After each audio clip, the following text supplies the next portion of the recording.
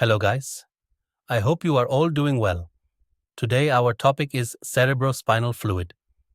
Without wasting any time, let's get started with the introduction of CSF.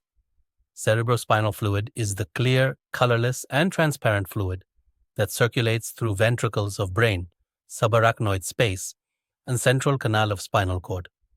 It is a part of extracellular fluid. Composition.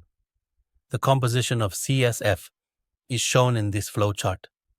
You can pause the video at this point and take a screenshot of the flowchart to refer to later. Formation of cerebrospinal fluid. CSF is formed by choroid plexuses situated within the ventricles.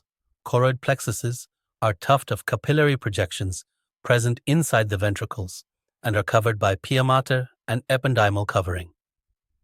A large amount of CSF is formed in the lateral ventricles. CSF is formed by the process of secretion that involves active transport mechanism.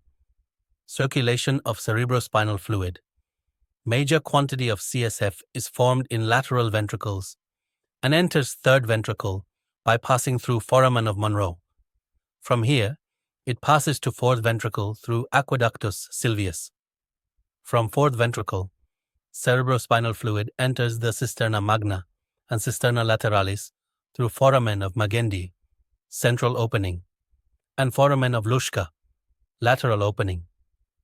From cisterna magna and cisterna lateralis, CSF circulates through subarachnoid space over spinal cord and cerebral hemispheres. It also flows into central canal of spinal cord.